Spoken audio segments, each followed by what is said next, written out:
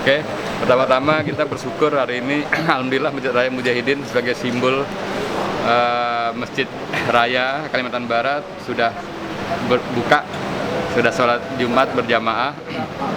Kita bersyukur.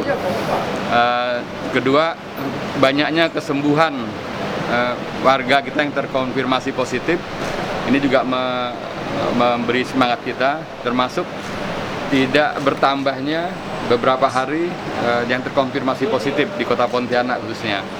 Nah, ini menunjukkan setelah kita lihat grafik, kita RT-nya di bawah 1, dan kalau ini bisa kita jaga terus, ya nanti yang tinggal 42 orang ini akan sembuh, dan insya Allah Kota Pontianak tidak ada lagi yang terkonfirmasi positif. Ini harapan kita bersama.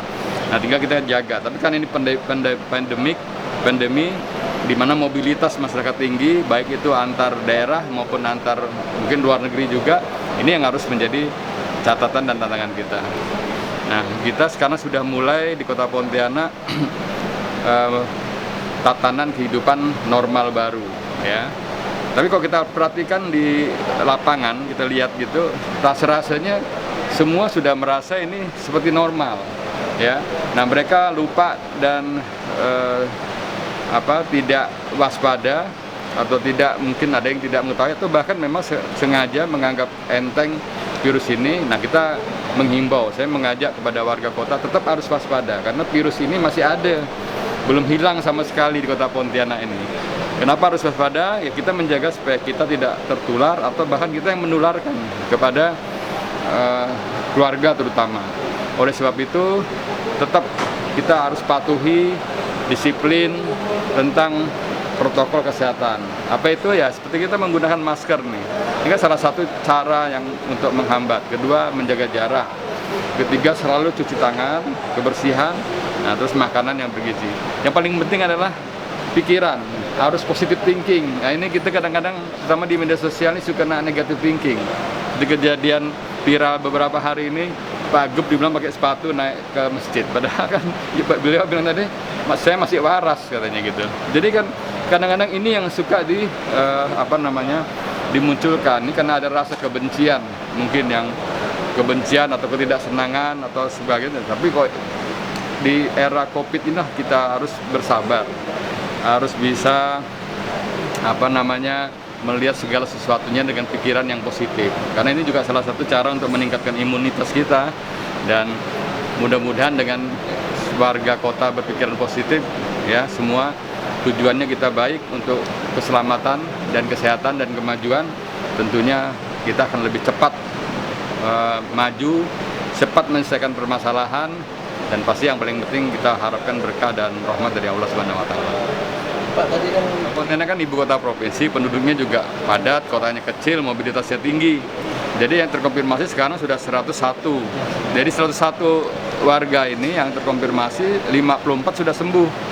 Tinggal 5 kan meninggal. Jadi tinggal 42 lagi yang masih kita rawat.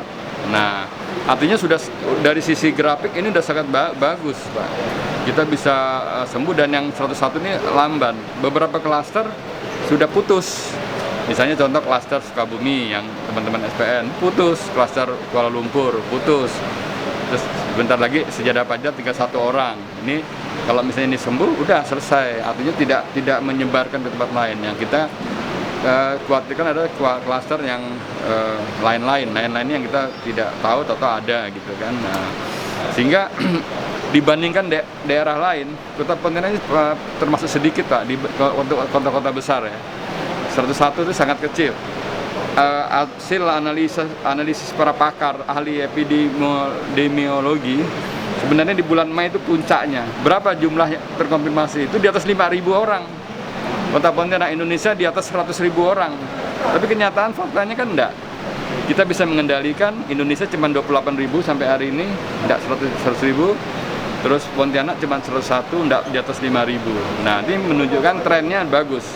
Ini yang kita jaga nih. Kalau ini nanti landai dan bahkan menurun, kita sudah dalam posisi sebenarnya zona yang berubah jadi zona merah, zona oranye. Mungkin sekarang bisa ke zona hijau kalau ini terus kita turunkan tingkat. Intinya kita mengajak kebersamaan dengan disiplin dan patuh terhadap rambu-rambu protokol kesehatan. Tapi kan Pak, Pontianak masih ada 141 PDP itu. Tinggal 38 yang masih terkonfirmasi. Memang PDP-nya 1, tapi kan PDP itu kan ada yang sudah sembuh negatif hasilnya. Jadi masih ada 38 yang masih nunggu hasil swab dari Jakarta. Mudah-mudahan negatif. Itu kan udah lama, hasilnya belum keluar. ODP juga sama banyak, tapi kan setelah kita beberapa hari gitu, beberapa minggu mereka non reaktif. Artinya udah kita hilang. Yang terkonfirmasi kan total dari mulai 0 sampai sekarang. Udah lihat, udah jelas. Tadi kita udah sholat Jumat bersama, alhamdulillah lancar ya, sesuai dengan protokol kesehatan, berjarak, waktunya juga singkat ya. Terus kalau di kehidupan masyarakat, misalnya restoran, warung kopi, rumah makan, kita sudah membuat konsep protokol kesehatannya, akan kita sosialisasikan, dan di lapangan sudah ada yang buka, tapi kita terus lakukan informasi sosialisasi supaya mereka tetap mematuhi protokol kesehatan. Terus nanti pasar juga sudah berjalan, sudah kita ditekankan lagi dengan syarat-syarat tadi yang harus mereka patuhi. Nah, tinggal sekolah aja. Sekolah kan nunggu nanti arahan dari Bapak Gubernur dan dari pusat seperti apa bentuknya, karena sekolah ini rentan ya, karena anak-anak. Pak, kalau untuk tingkat yang disusun tadi rapat, karena kan harus matang. Dan arahan dari pemerintah pusat kan juga ada, tinggal kita kolaborasikan. Terus ya secepatnya mungkin minggu depan udah secara resmi ya, maksudnya secara resmi kita launching. Kalau sekarang kan belum kita resmi, tapi di lapangan sudah berjalan. Berarti minggu depan direncanakan penerapan normal langsung, Pak? Insya Allah minggu depan kalau bisa cepat. Tapi paling lama awal Juli lah.